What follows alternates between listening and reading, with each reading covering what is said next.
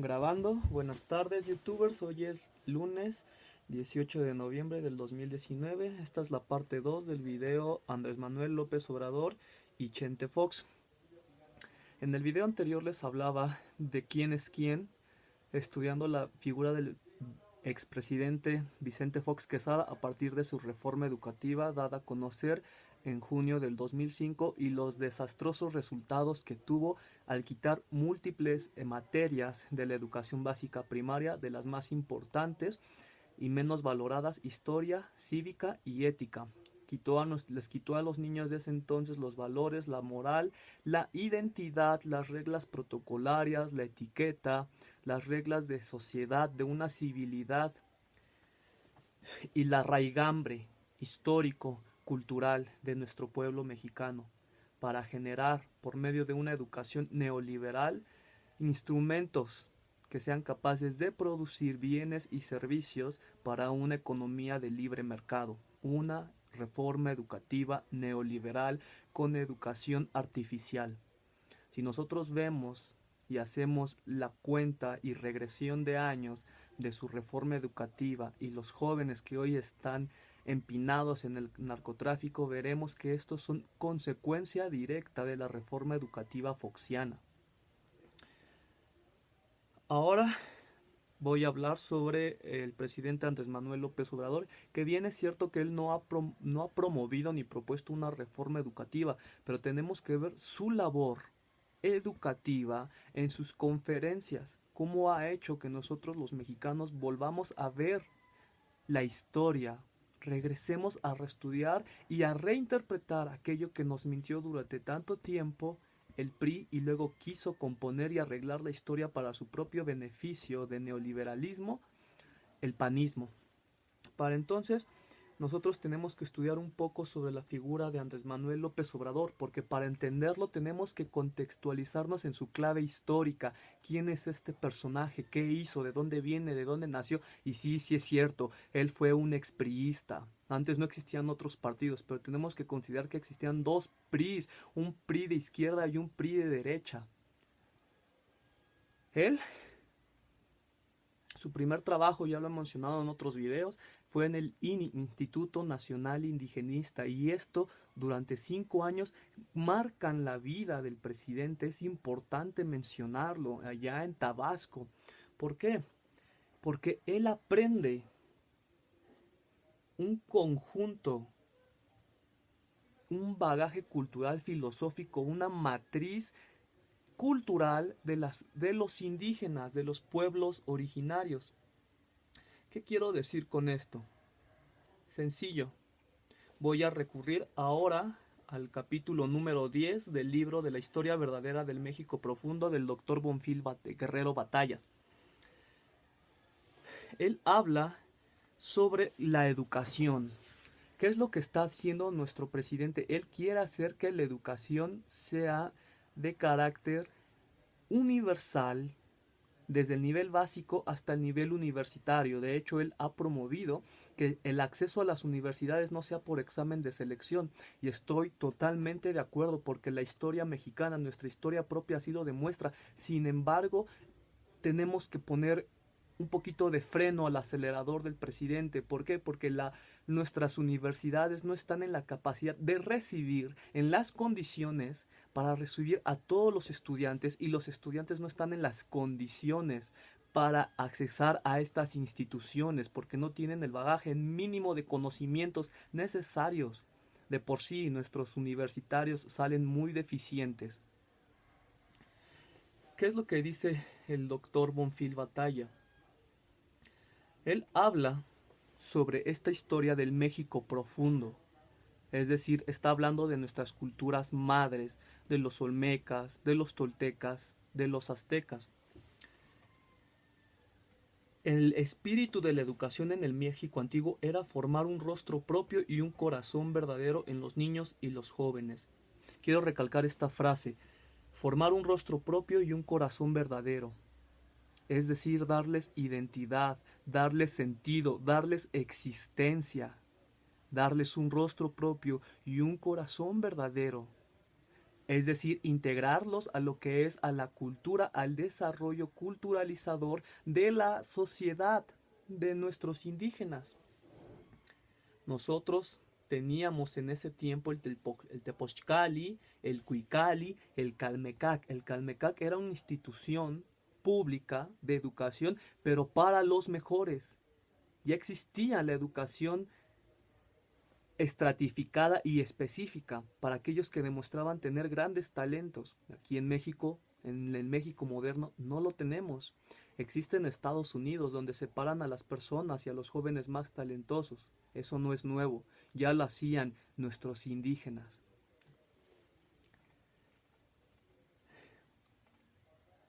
Jacques Choutel, un francés, dice sobre la historia educativa de México, de los antiguos abuelos: es admirable que en esta época y en este continente el pueblo indígena de América haya practicado la educación obligatoria para todos y que no hubiera un solo niño americano en el siglo XVI, cualquiera que fuese su origen social, que estuviera privado de la escuela. Como podemos ver, la educación era pública, gratuita, para todos, con nuestros pueblos indígenas. La educación obligatoria, gratuita y extensiva a toda la población se da en Europa hasta el siglo XX. El proceso desarrollador de la sociedad, este proceso culturalizador, se da desde los olmecas, 8000 años antes de nuestra era contemporánea. La primera escuela pública nació en Italia en 1596. La educación popular de la náhuatl seguramente tiene sus orígenes en el advenimiento de la cultura olmeca, 3000 años antes que los europeos. Tenemos mucho que voltear a aprender de nuestros indígenas. El presidente no es racista. El presidente quiere rescatarlos, porque sabe que en ellos, en la raza pura, en la sangre pura que son nuestros indígenas, está el futuro de México. Y él no quiere echar a perder, es más, ni a los jóvenes, él los quiere rescatar. No como Fox, que los echó a perder y los entregó en las manos del narcotráfico. Esos son sus programas: sembrando vida, jóvenes construyendo el futuro.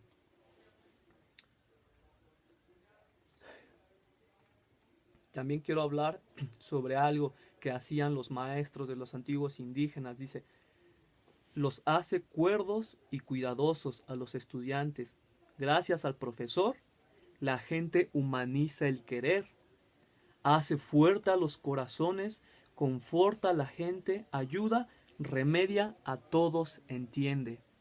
Por eso, el presidente les da un lugar al magisterio, a los maestros, porque él tiene el concepto indigenista de la enseñanza, de la educación del viejo anáhuac, de los olmecas, de los toltecas.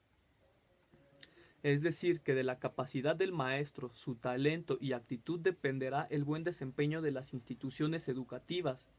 Y de las instituciones educativas depende el potencial y permanencia de cualquier civilización o cultura. Es decir, les das raíces, les das identidad, les das un sentido histórico de pertenencia a una sociedad, los integras. Y es lo que está pretendiendo hacer el presidente. ¿Por qué? Porque lo aprendió en el INI. Trabajó 5 años en Tabasco. Ahora también tenemos que voltear a ver a figuras del México contemporáneo, de nuestra modernidad contemporánea. ¿Por qué? Porque el presidente Andrés Manuel López Obrador estuvo directamente bajo el ala del poeta Carlos Pellicer. Carlos Pellicer, efectivamente, él fue un militante del PRI. Pero ¿cuál era la misión y la visión de Carlos Pellicer, el poeta? Él quería alfabetizar todo el país, a lo ancho, amplio, alto y bajo, del este a oeste, del oeste al este, el territorio nacional. Quería hacer una misión culturalizadora, quería erradicar el analfabetismo en todos los rincones del país, quería hacer una educación pública a toda la población, exactamente igual que los indígenas lo hacían. Estamos hablando de un PRI que tenía principios, un PRI de izquierda, no un PRI que se estaba entregando también allá los conceptos doctrinales del neoliberalismo. Estamos viendo que hay una lucha interna, hay una partición de la matriz de este partido político en ese tiempo, donde se encuentra el presidente Andrés Manuel López Obrador, donde se encuentra también el gobernador de Tabasco, Carlos Pellicer. Pero si nosotros estudiamos un poco más a Carlos Pellicer, al presidente Andrés Manuel, y quiénes fueron todos estos eh, ideólogos, estos pensadores, poetas, políticos, filósofos. Esos eran nuestros políticos de antes, eran los políticos en los que él se basaba el presidente, filósofos, pensadores, humanistas, indigenistas, historiadores. No eran una Carmen Salinas, no eran una Mariana, creo Mariana Ochoa, la sobrina de Calderón, una arrimada que solamente por su parentesco está ahí. Eran personas que se merecían y se ganaron con trabajo, así como el presidente se ganó la presidencia tras 18 años de lucha constante. Tenemos que entender su clave histórica. Tenemos que también Carlos Pellicer estuvo íntimamente trabajando con Daniel Cosío Villegas, un sociólogo, ensayista, economista, político, historiador. Daniel Cosío Villegas, también este escritor, denunció en aquella época, estamos hablando de los años 1940, la posrevolución, algo que en México se conoció como el tapadismo. ¿Qué es el tapadismo? Fue ese proceso en el que encubrían legalmente la sucesión presidencial. Nunca había existido ni ha existido en México democracia hasta la llegada del presidente Andrés Manuel López Obrador. El tapadismo era el mayor proceso de manipulación y que se había perfeccionado en los mecanismos de exclusión de todos de la vida política. La polémica aparece porque Daniel Cosío Villegas critica y externa las mañas del sistema en una época de mucha represión. Estamos diciendo que México vivió en una neodemocracia neoliberal. Pero también quiénes son estas personas que están, de dónde se ven influenciadas. Cuando nosotros vemos a Carlos Pellicer, a Daniel Cosío Villegas, resulta que ellos también estuvieron bajo la influencia del apóstol de la educación. Tenemos el apóstol de la democracia, ya lo conocen, el presidente Madero. También tenemos el apóstol de la educación, aquel que escribió La raza cósmica, un oaxaqueño, igual que Benito Juárez. Sí, también Porfirio Díaz Mori era oaxaqueño. Y tenemos de todo en nuestra historia. José Vasconcelos. José Vasconcelos rechaza un determinismo biológico, rechaza el racismo, y queremos decir que trabajaba en el PRI y que estuvo en contacto también de alguna manera con Porfirio. José Vasconcelos trabaja en la generación del Ateneo, que proponía una libertad de cátedra, libertad de pensamiento y una reafirmación de los valores culturales, éticos y estéticos de la América Latina para que emergiera como una realidad social y política con identidad propia. Estamos hablando de una política etnocéntrica, indigenista. Son personajes de nuestra historia moderna que pretendían darle el lugar que se merecen nuestros indígenas. Quiero recordar algo. Hacia la invasión, hacia el exterminio, hacia el holocausto indígena, había alrededor, mucho depende del historiador, pero ascienden hasta 30 millones de indígenas. En el periodo del 2000, cuando Fox llega al poder, habían alrededor de 10 millones de indígenas. El día de hoy, en un estudio que recomiendo que lean, se llama The Indigenous World 2019, de David Nathaniel Berger.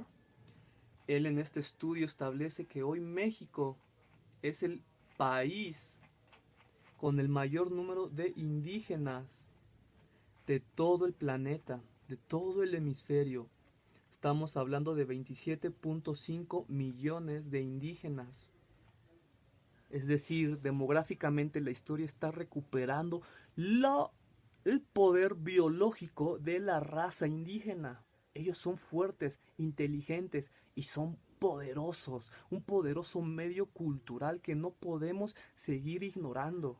No es un medio que no podemos erradicar ni someter al exterminio como Porfirio Díaz en la guerra del Yaqui o la guerra contra los mayas. Sí, esos que proclaman un golpe de estado y quieren erradicar a los que son socialmente inaceptables, los pobres y los indígenas.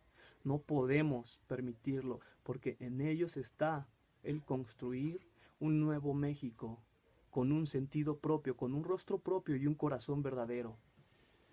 Nosotros tenemos que aprender de ellos y el presidente Andrés Manuel aprendió de ellos en el Instituto Nacional Indigenista. Él no fue a aprender, él no fue a darles derechos, él fue a aprender porque nosotros tenemos que reaprender de su cultura, de sus valores, de su conocimiento, de su filosofía, de esa matriz ideológica cosmogónica de la vida y del medio ambiente. En la descripción de este video les dejaré varios ligas para que ustedes puedan ver parte de esta información, de estos artículos. Entonces, nuestro apóstol de la educación, él planea recuperar la nacional, lo mexicano y lo latinoamericano como identidad. Es decir, que nosotros no dependamos de lo extranjero para tener un progreso sostenido. Y lo cierto es que nuestras culturas madres lograron desarrollarse en un periodo de 8000 años y no tenían un sistema económico basado en un comercio, en un intercambio financiero ni un intercambio monetario. Por eso nosotros no hemos encontrado vestigios de monedas como en el viejo continente. El intercambio con el cacao se vino hacia los 192 años en el periodo posclásico en la decadencia con el imperio azteca, pero los demás pueblos no conocieron el intercambio comercial monetario financiero. La propiedad privada era comunal, a todos nos pertenecía todo, por eso cuidaban el medio ambiente. Estos son los personajes que influenciaron al presidente Andrés Manuel López Obrador. Estamos hablando de personajes que son estudiados, que son capacitados, que pensaron en un sentido humanitario y civilizatorio y de rescate para crear algo propio a partir de una política etnocentrista, indigenista, para dar sentido, un sentido de nacionalidad y raigambre a nuestras costumbres, a nuestra identidad. Porque es importante, y lo quiero recalcar una vez más, la historia. Nosotros somos el cúmulo de las experiencias y de nuestras vivencias personales, es lo que nos da nuestra personalidad. Nuestra historia propia nos hace ser quienes nosotros somos, y la historia de nuestras civilizaciones, de nuestros pueblos antiguos, nos da el sentido de ser mexicanos, esa mexicaneidad, la toltecayotl de nuestros viejos abuelos, que quiso erradicar la reforma foxiana para vendernos como un producto más del neoliberalismo para maximar las ganancias monetarias y económicas de intereses transnacionales. No lo podemos permitir. Estamos viendo que el pensamiento que trae Calderón, que trae Fox, que trae Peña Nieto es totalmente dispar, está diametralmente opuesto con el pensamiento nacionalista, histórico, civilizatorio de la sociedad del presidente Andrés Manuel López Obrador. Él está rescatando lo propio y está diciendo que por el bien de todos, primero los pobres, y ahorita la sociedad que es más vulnerable son nuestros indígenas, y él está viendo primero por ellos porque saben que son los que van a rescatar nuestra identidad, que nos van a dar el sentido de igualdad, la cultura, la historia, y es lo que intenta rescatar. Si bien debemos de proponer una reforma educativa que contemple nuevos contenidos en nuestra historia. Tenemos que el apóstol de la educación, con el Ateneo de la Juventud de aquella época, impulsó a grandes muralistas como David Alfaro Siqueiros, José Clemente Orozco, Diego Rivera, Frida Kahlo.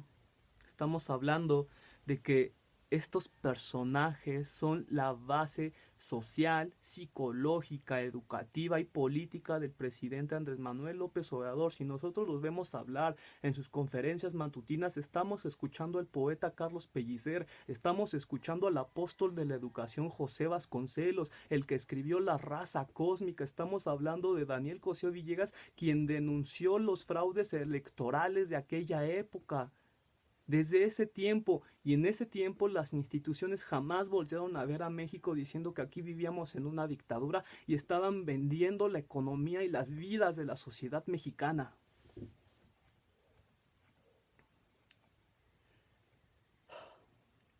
La economía corporativa basada en un enérgico y ambicioso nacionalismo de Estado que procuraba la prosperidad del pueblo nacional frente a los intereses extranjeros. La política que proponía José Vasconcelos. Quiero regresar una vez más al estudio de la historia verdadera del México profundo. Por aquí dejo este video, no lo quiero hacer más largo y continuaré con una tercera parte y vuelvo a terminar este video con la pregunta: ¿qué eres? Mexicano. Gracias.